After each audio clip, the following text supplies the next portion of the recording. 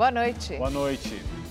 A Advocacia Geral da União recorre, mas o ministro do STF, Alexandre de Moraes, mantém a suspensão da nomeação de Alexandre Ramagem para a chefia da Polícia Federal. O governo de São Paulo desiste de encerrar o isolamento e prorroga a quarentena no estado até o dia 31 de maio.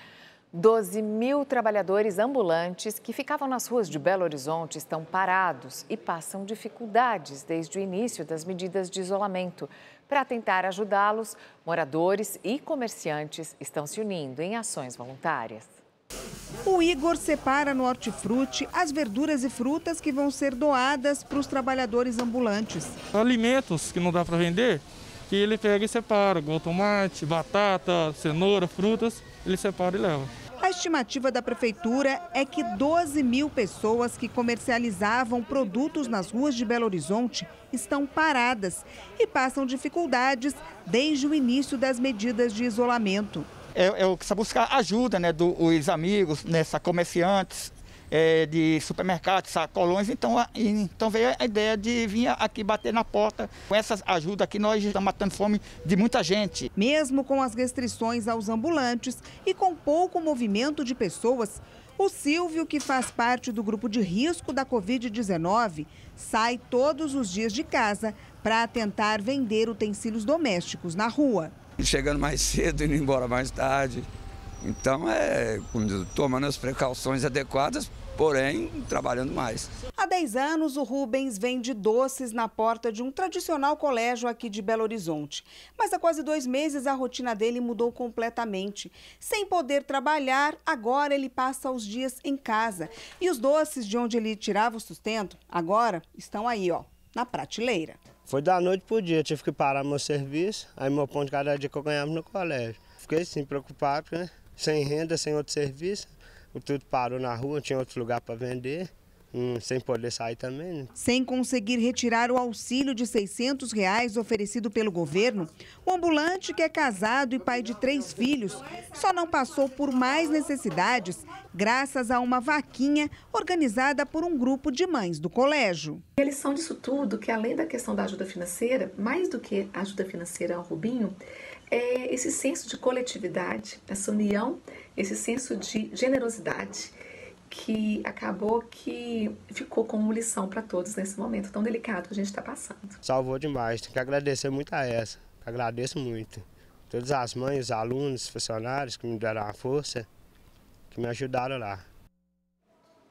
O governo de São Paulo prorrogou a quarentena até o dia 31 de maio. O estado é considerado o epicentro da Covid-19 no país. Hoje, o coordenador do Centro de Contingência no Combate à Pandemia em São Paulo, o médico Davi Uip, pediu afastamento do cargo por alguns dias. Há 2 dias do Dia das Mães, o governador de São Paulo, João Dória, anunciou a decisão e lamentou não poder flexibilizar as restrições no próximo dia 11, conforme divulgação feita no dia 22 de abril.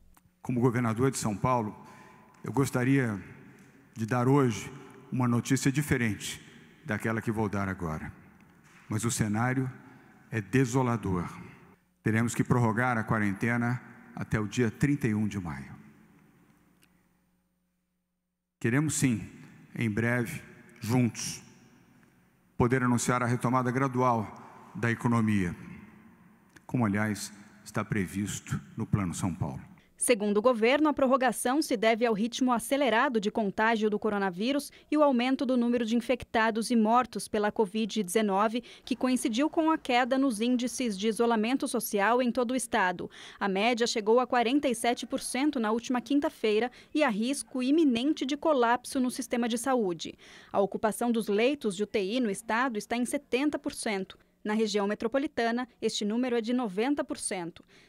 Infelizmente, nas últimas semanas, houve um desrespeito à quarentena. Em São Paulo e, tristemente, em outras partes do Brasil também. E o número de casos aumentou. E aumentou dramaticamente. No mês de abril, houve um aumento de 3.300% no ritmo de crescimento dos casos de coronavírus nos municípios do interior e no litoral do estado de São Paulo. Na região metropolitana, um aumento de 770% em apenas 30 dias. Estamos todos todos, atravessando o pior momento desta pandemia. Segundo o governo, para que a flexibilização da quarentena possa ter início, é necessário um índice de isolamento social entre 60% e 70%. A maior taxa alcançada pelo Estado até hoje foi de 59%. Além disso, os leitos de UTI devem ficar com uma taxa de ocupação abaixo de 60%. Antes, no início, que nós chamamos aqui de taxa de contágio inicial da epidemia, era em torno de 2,9, ou seja, um indivíduo infectado produzindo 3 infecções secundárias. Após as medidas, e aí nós vamos frisar aqui, que esse cálculo era com 55% de afastamento social, essa taxa de contágio se reduziu para 1,16. O ideal é que o afastamento social fosse em torno de 70%. Porque com 70% de afastamento, nós teríamos uma taxa de contágio inferior a 1. E com isso a epidemia se estabilizaria e começaria a cair. Com a extensão da quarentena, o governo espera que a taxa de isolamento seja de no mínimo 55%. Considerando esse índice, o número de mortes pode chegar a aproximadamente 10 mil até o dia 31 de maio em todo o estado, de acordo com a Secretaria de Saúde, que considera esse o pior momento da crise. Por outro lado, o número de vidas poupadas pelo isolamento social está acima de 40 mil, conforme os estudos divulgados hoje. O prefeito de São Paulo, Bruno Covas, ampliou o rodízio de carros na cidade. A medida foi publicada hoje no Diário Oficial e foi criticada por alguns vereadores, entre eles a vereadora Janaína Lima, do Partido Novo, que ingressou com uma ação popular para derrubar a medida.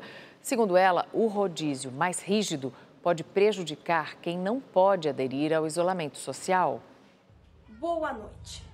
Mais uma vez, o prefeito da cidade de São Paulo, Bruno Covas, mete os pés pelas mãos, emitindo um decreto em que restringe ainda mais o tradicional rodízio de veículos, colocando em risco aqueles brasileiros paulistanos que não tiveram a opção do isolamento social, que colocam em risco a sua vida para salvar as nossas vidas. Diante disso, entrei com uma ação popular visando sustar imediatamente os efeitos deste decreto abusivo e com isso esperamos resguardar a vida e preservar a locomoção desses heróis que estão se expondo para que eles possam fazer os seus deslocamentos com tranquilidade, segurança e, sobretudo, sem aglomerações.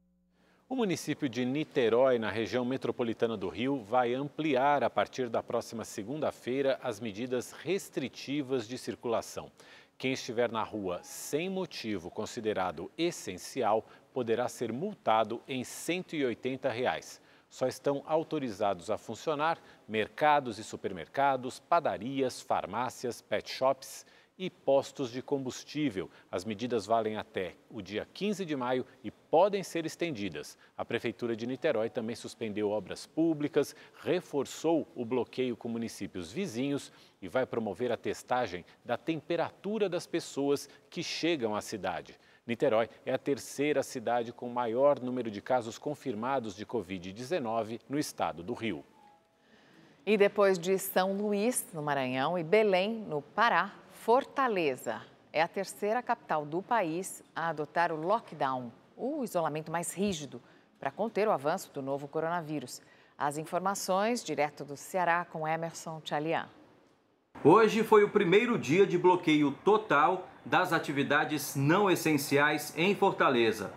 O tráfego de veículos passou a ser controlado nas entradas e saídas da cidade. Está proibida a circulação de pessoas e veículos em espaços públicos, como praças, praias e parques.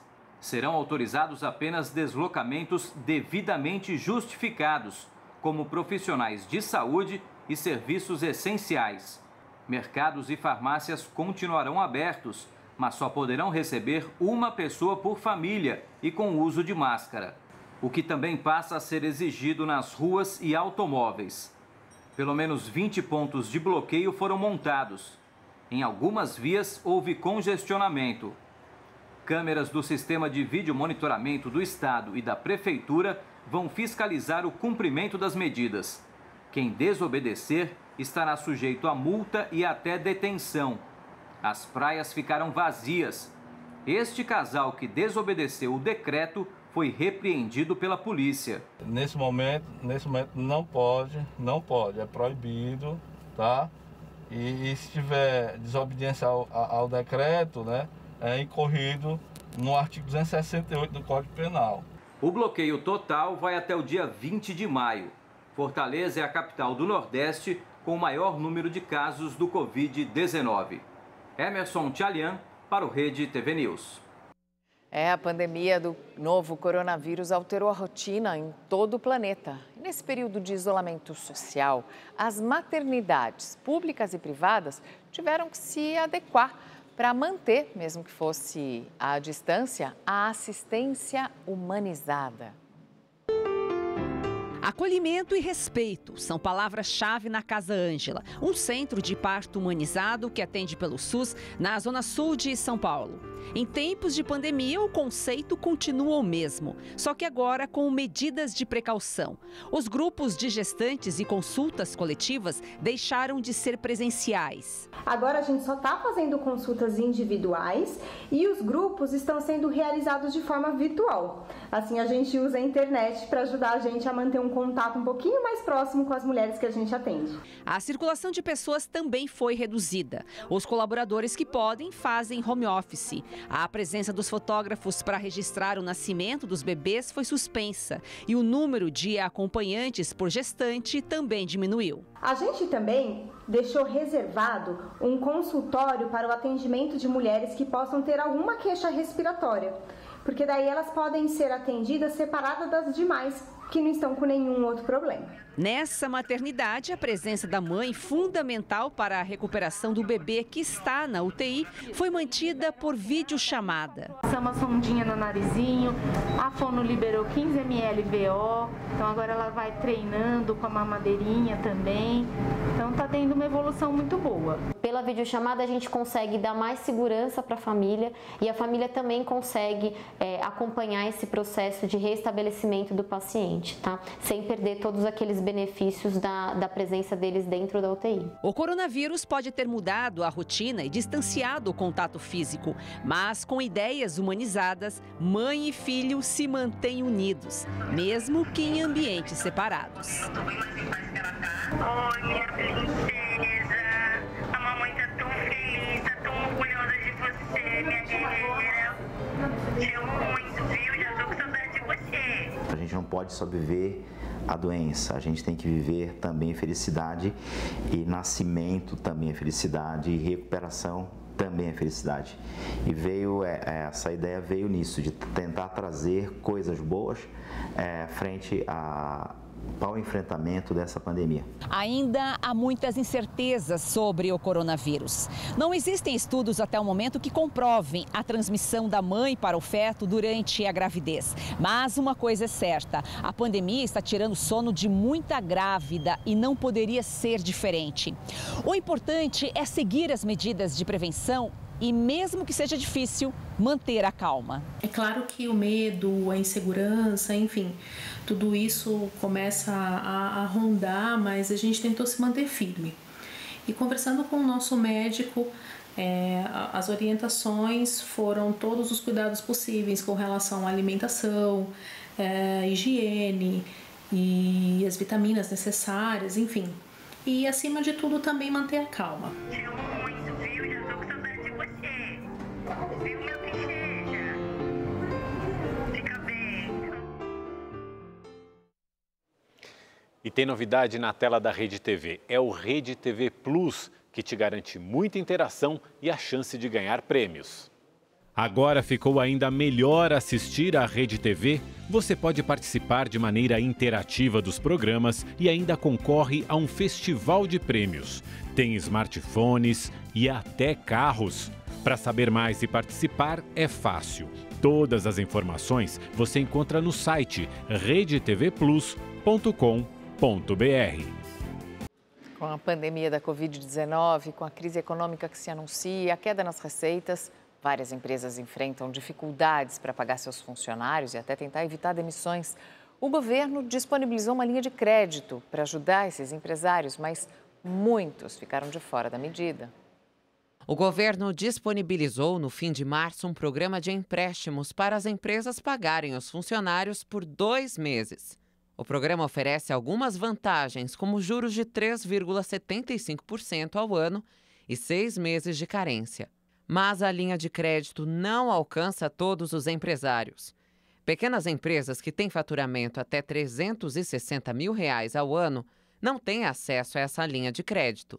Eu tenho 4 funcionários e aí eu tentei várias linhas de créditos para poder estar quitando essas dívidas e não consegui capital de giro e os bancos todos negaram. Os bancos eles têm dificultado muito. A gente não conseguiu nem pela folha de pagamento o crédito liberado pelo governo. A maioria dos acordos que eu fiz foi por livre e espontânea vontade, consegui suspender funcionários, infelizmente alguns tiveram que ser demitidos, mas você não consegue empréstimo, não está tão fácil assim. Segundo o Datafolha, 75% das micro e pequenas indústrias afirmam que as medidas anunciadas pelo governo para ajudar as empresas durante a crise econômica causada pela pandemia do novo coronavírus não estão chegando aos negócios. O número é 4% maior que o divulgado na primeira pesquisa realizada no dia 14 de abril. Dados divulgados pelo Banco Central mostram que mais de 19 mil empresas contrataram 413 milhões de reais para o pagamento de funcionários. Só que esse número representa 1% dos 40 bilhões de reais liberados para essa linha de crédito. O levantamento do Datafolha também aponta que 87% das micro e pequenas empresas não tiveram acesso ao crédito anunciado pelo governo. E o resultado disso pode ter sido demissões. A pesquisa aponta que 22% das empresas fizeram cortes desde o início da crise. Criar um fundo de aval para garantir as operações financeiras, também cuniano do governo, também cuniano federal, mas cuja normatização desse fundo diz: se você tem alguma restrição tributária, creditícia, etc., você não pode usar o fundo, ou seja, criar um fundo para não existir o fundo. A Polícia Federal indiciou o deputado federal Aécio Neves, do PSDB, e mais 11 pessoas por envolvimento num esquema que teria desviado quase 750 milhões de reais durante a construção da cidade administrativa do governo de Minas Gerais. Segundo as investigações, os crimes aconteceram entre 2007 e 2010, quando Aécio Neves era governador de Minas. As irregularidades começaram ainda no edital de licitação para a construção da sede administrativa do Estado. O processo teria sido direcionado para o consórcio liderado pela Odebrecht e outras 9 empreiteiras. Ainda de acordo com a Polícia Federal, durante a execução da obra, houve desvio de dinheiro público com pagamentos a funcionários fantasmas e na contratação de serviços que não eram executados. A fraude causou um prejuízo de 232 milhões de reais, que em valores atualizados totalizam 747 milhões aos cofres públicos. Aécio Neves pode responder por corrupção passiva e ativa, desvio de recursos públicos e falsidade ideológica. Somadas, as penas podem chegar a 41 anos de prisão. Por meio de nota, Aécio Neves disse que a conclusão é absurda e contraria as investigações da própria Polícia Federal, que não encontraram nada que comprometesse a sua atuação. Vamos saber agora como fica o tempo no fim de semana. Olá, boa noite para todo mundo. Que frio é esse, hein? A culpa das baixas temperaturas é do ar polar, que continua durante todo o final de semana entre o sul do Brasil e o sudeste, mas vai espalhar muito friozinho também em áreas do sul do Amazonas até do sul da Bahia. Final de semana de muito sol no sul do Brasil, nos 3 estados, não tem mais previsão de geada, mas as temperaturas seguem mais amenas. Mínima de 12 graus em Porto Alegre e a máxima de 25 por lá e também em Florianópolis. O sol brilha forte durante todo o final de semana também. No sudeste do Brasil, a gente vai ter uma entrada aí de ar gelado, por isso mesmo com sol não vai esquentar não, viu? As temperaturas seguem baixas, principalmente nas primeiras horas do dia. Na capital paulista, em Belo Horizonte, mínima de apenas 12 graus e no Rio de Janeiro, mesmo com sol, a máxima não passa dos 23 graus. Temperaturas mais baixas também sobre o Mato Grosso do Sul. Na capital Campo Grande, o dia começa com 14 graus e depois esquenta rapidinho, chegando aos 28 graus e faz bastante sol. Mesma coisa em Brasília, mas por lá mais friozinho, mínima de 16 e a máxima de apenas 22 graus. E as chuvas seguem concentradas entre o norte e nordeste do Brasil, mas o que preocupa é a chuva constante ainda sobre o litoral da Bahia, onde já choveu bastante. A gente vai lá para Salvador, onde tem previsão de chuva durante todo o final de semana, no sábado, no domingo, por isso é alto o risco de deslizamentos e alagamentos. Sábado de temporal, chuva forte com raios e vendaval em São Luís, Belém e Manaus, todas essas capitais com máxima de 30 graus. Eu fico por aqui, um ótimo final de semana para você. Até mais, tchau, tchau. O Ministério da Saúde atualizou os números do coronavírus no Brasil. São Paulo é o estado com mais casos da Covid-19, seguido por Rio de Janeiro, Ceará e Pernambuco. O Ministério também anunciou que mais de 59 mil pessoas estão recuperadas da doença. Cerca de 76 mil pacientes permanecem em acompanhamento. E o país acumula mais de 9.800 mortes provocadas pelo novo coronavírus. Hoje, o ministro da Saúde, Nelson Teich, esteve no Rio de Janeiro e evitou falar sobre a possibilidade de um lockdown, um isolamento mais radical na cidade. Na chegada ao hospital de campanha do Rio Centro, no início da tarde, o ministro da Saúde e o prefeito do Rio, Marcelo Crivella, se cumprimentaram com os cotovelos. Nelson Teich conheceu a estrutura e depois, em pronunciamento, evitou falar sobre a possibilidade de lockdown no Rio de Janeiro, como sugerem a Fiocruz e o Ministério Público. Deixar bem claro, isso é uma visita de trabalho, Então a ideia é conhecer o lugar, ver o que está sendo feito, entender os recursos que hoje existem no Rio de Janeiro, nas três esferas, para fazer com que eles sejam cada vez mais estruturados e trabalhem juntos para otimizar, para acelerar a capacidade que a gente tem de tratar das pessoas, ouvir o que está sendo feito na parte de cuidado, estratégias para tentar diminuir a gravidade da doença na população como um todo, onde a gente consiga evitar que as pessoas precisem tanto de terapia intensiva. Isso vai diminuir a nossa necessidade de qualquer cuidado mais sofisticado, como respiradores. Já o prefeito do Rio afirmou que as medidas restritivas só serão ampliadas em áreas pontuais da cidade, em situação mais crítica, e sem que o isolamento social seja respeitado. Casos de Bangu e Campo Grande, na Zona Oeste. Lockdown, o que nós temos discutido, que eu tenho ouvido deles, embora a decisão não seja minha, eu seja apenas um voto lá, é de fazer concentrado, localizado, cirúrgico, nessas áreas em que nós estamos tendo problemas confirmados pelo Disque Denúncia e confirmados pelos casos de pedido de internação, CTI e até óbito. Crivella também explicou o atraso na chegada dos respiradores comprados da China. Dos 300 adquiridos pelo Rio, apenas 20 chegaram até agora. O atraso, que a senhora tem toda a razão de cobrar, se deu por causa do feriado na China e dessa autorização de Dangerous Goods, que, graças a Deus, saiu ontem. A visita do ministro Nelson Teich se dá em um momento preocupante para o Rio de Janeiro. Com a rede de saúde próxima do colapso, o estado registra uma escalada de mortes por Covid-19.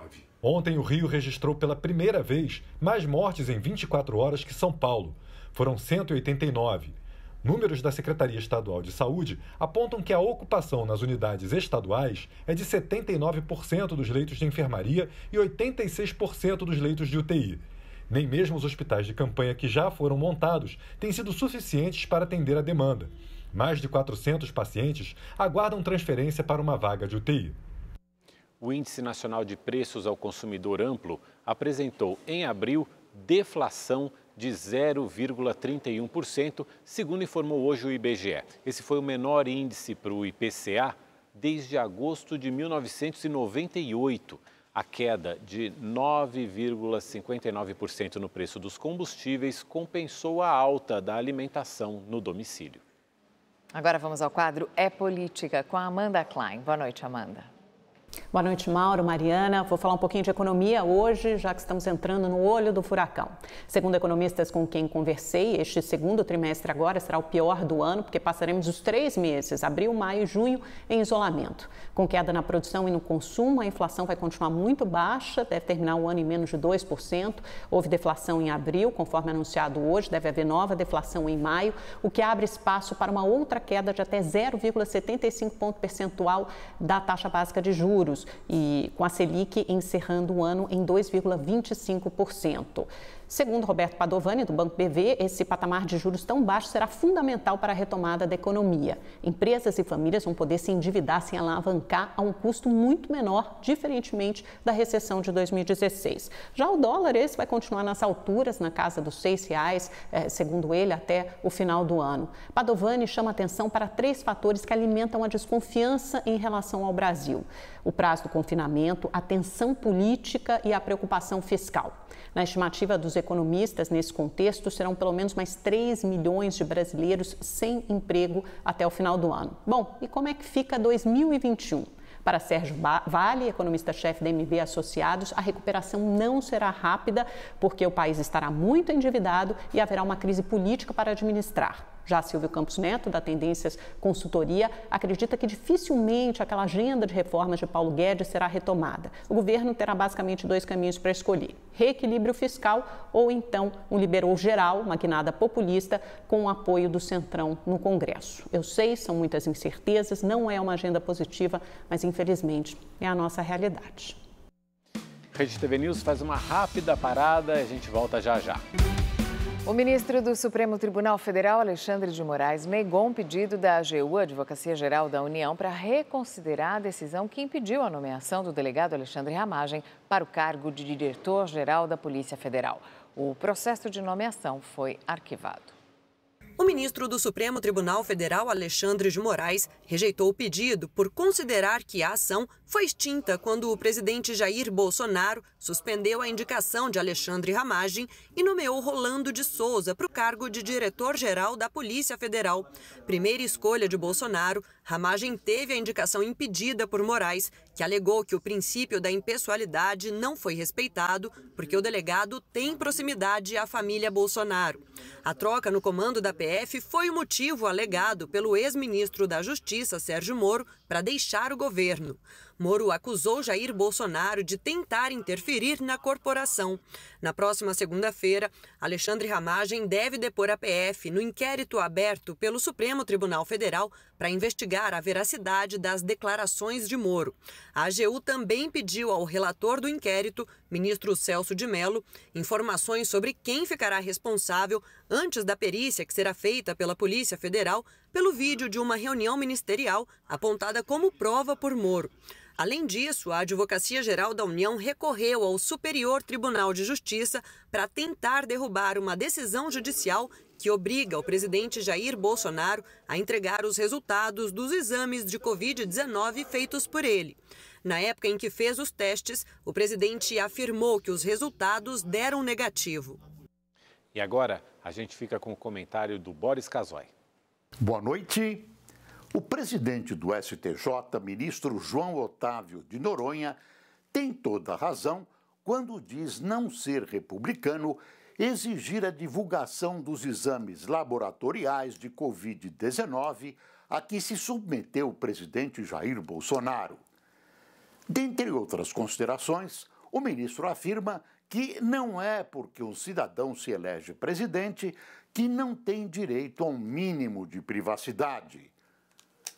O sigilo de exames médicos e do prontuário do cidadão ou da cidadã é coisa decidida há muito tempo. Não há o que discutir. Está baseado na Constituição e em códigos de ética médica.